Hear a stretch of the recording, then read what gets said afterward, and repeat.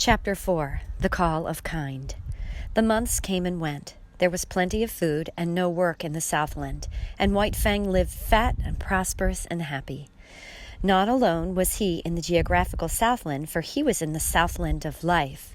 Human kindness was like a sun shining upon him, and he flourished like a flower planted in good soil. And yet he remained somehow different from other dogs. He knew the law even better than did the dogs that had known no other life, and he observed the law more punctiliously. But there still was about him a suggestion of lurking ferocity, as though the wild still lingered in him and the wolf in him merely slept. He never chummed with other dogs.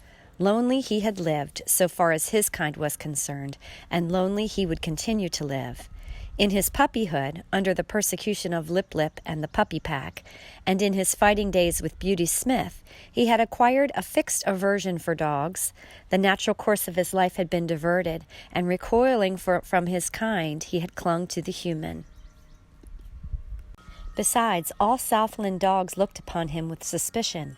He aroused in them their instinctive fear of the wild, and they greeted him always with snarl and growl and belligerent hatred. He, on the other hand, learned that it was not necessary to use his teeth upon them. His naked fangs and writhing lips were uniformly efficacious, rarely failing to send a bellowing, onrushing dog back on its haunches. But there was one trial in White Fang's life, Collie. She never gave him a moment's peace. She was not so amenable to the law as he. She defied all efforts of the master to make her become friends with White Fang. Ever in his ears was sounding her sharp and nervous snarl. She had never forgiven him the chicken-killing episode, and persistently held to the belief that his intentions were bad. She found him guilty before the act, and treated him accordingly. She became a pest to him, like a policeman following him around the stable and the hounds, and if he even so much as glanced curiously at a pigeon or chicken, bursting into an outcry of indignation and wrath. His favorite way of ignoring her was to lie down, with his head on his forepaws, and pretend sleep. This always dumbfounded and silenced her. With the exception of Collie, all things went well with White Fang. He had learned control and poise, and he knew the law. He achieved a staidness and calmness and philosophic tolerance. He no longer lived in a hostile environment. Danger and hurt and death did not lurk everywhere about him. In time, the unknown, as a thing of terror and menace over impending, faded away. Life was soft and easy. It flowed along smoothly, and neither fear nor foe lurked by the way. He missed the snow without being aware of it. An unduly long summer would have been his thought, had he thought about it. As it was, he merely missed the snow in a vague subconscious way. In the same fashion, especially in the heat of summer, when he suffered from the sun, he experienced faint longings for the Northland. Their only effect upon him, however, was to make him uneasy and restless without his knowing what was the matter. White Fang had never been very demonstrative. Beyond his snuggling and the throwing of a crooning note into his love growl, he had no way of expressing his love. Yet it was given him to discover a third way. He had always been susceptible to the laughter of the gods. Laughter had affected him with madness, made him frantic with rage, but he did not have it in him to be angry with the love master, and when that god elected to laugh at him in a good-natured, bantering way, he was nonplussed. He could feel the pricking and stinging of the old anger as it strove to rise up in him, but it strove against love. He could not be angry, yet he had to do something. At first he was dignified, and the master laughed the harder. Then he tried to be more dignified, and the master laughed harder than before. In the end, the master laughed him out of his dignity. His jaws slightly parted, his lips lifted a little, and a quizzical expression that was more love than humor came into his eyes. He had learned to laugh. Likewise, he learned to romp with the master, to be tumbled down and rolled over and be the victim of innumerable rough tricks. In return, he feigned anger, bristling and growling ferociously, clipping his teeth together in snaps that had all the seeming of deadly intention. But he never forgot himself. Those snaps were always delivered on the empty air. At the end of such a romp, when blow and cuff and snap and snarl were fast and furious, they would break off suddenly and stand several feet apart, glaring at each other. And then, just as suddenly, like the sun rising on a stormy sea, they would begin to laugh. This would always culminate with the master's arms going around White Fang's neck and shoulders while the latter crooned and growled his love song. But nobody else ever romped with White Fang. He did not permit it. He stood on his dignity, and when they attempted it, his warning snarl and bristling mane were anything but playful. That he allowed the master these liberties was no reason that he should be a common dog, loving here and loving there, everybody's property for a romp and good time. He loved with single heart and refused to cheapen himself for love. The master went out on horseback a great deal, and to accompany him was one of White Fang's chief duties in life. In the Northland, he had evidenced his fealty by toiling in the harness, but there were no sleds in the Southland, nor did dogs pack burdens on their backs. So he rendered fealty in the new way by running with the master's horse. The longest day ever played White Fang out. His was the gait of the wolf, smooth, tireless, and effortless, and at the end of 50 miles he would come in jauntily ahead of the horse. It was in connection with the riding that White Fang achieved one other mode of expression, remarkable in that he did it but twice in all his life. The first time occurred when the master was trying to teach a spirited thoroughbred the method of opening and closing gates without the rider's dismounting. Time and again, and many times, he ranged the horse up to the gate in the effort to close it, and each time the horse became frightened and backed and plunged away. It grew more nervous and excited every moment. When it reared, the master put the spurs to it and made it drop its forelegs back to earth, whereupon it would begin kicking with its hind legs.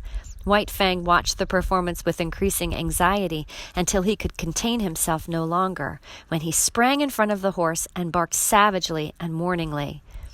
Though he often tried to bark thereafter, and the master encouraged him, he succeeded only once, and then it was not in the master's presence.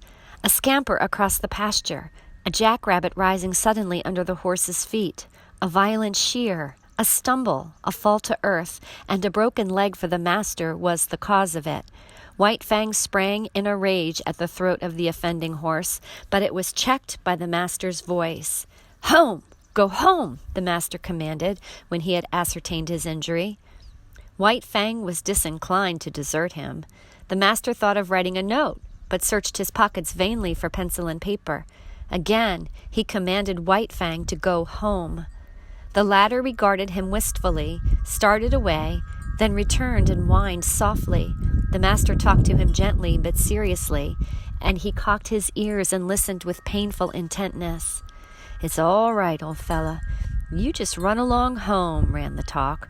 "Go on home and tell 'em what's happened to me. Home with you, you wolf. Get along home." White Fang knew the meaning of home, and though he did not understand the remainder of the master's language, he knew it was his will that he should go home.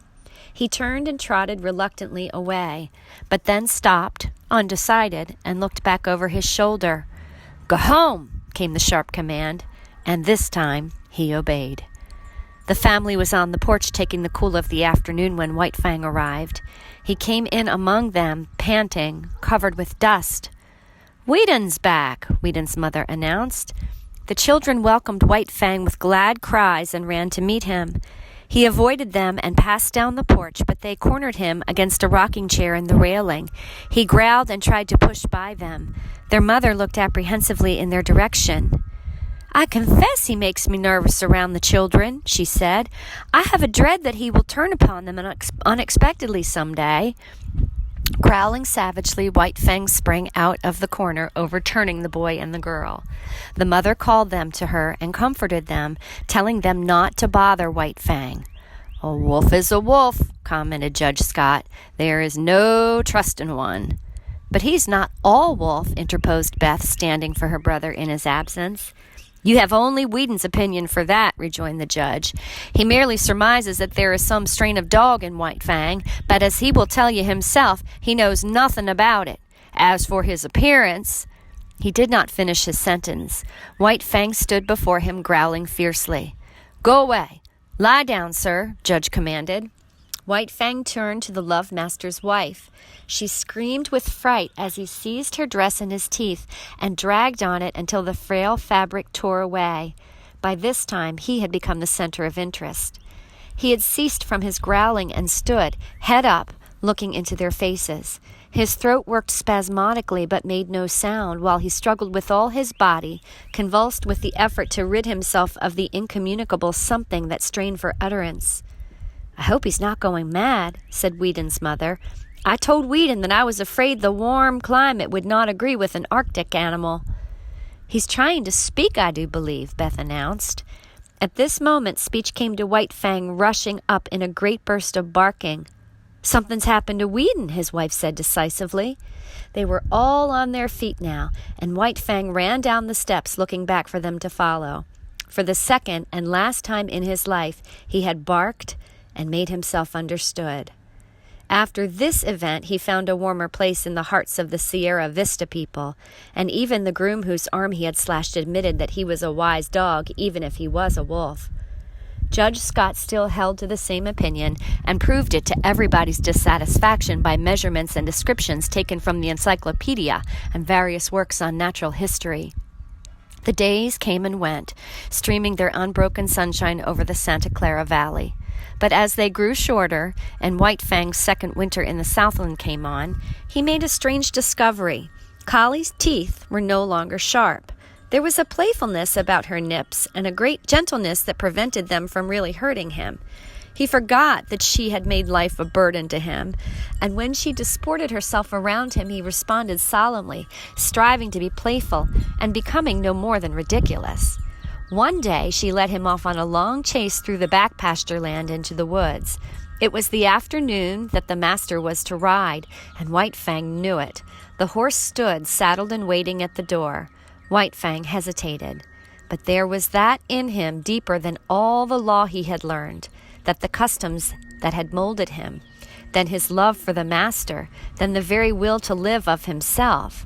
And when, in the moment of his indecision, Collie nipped him and scampered off, he turned and followed after. The master rode alone that day, and in the woods, side by side, White Fang ran with Collie, as his mother, Kichi, and old One-Eye had run long years before in the silent Northland forest.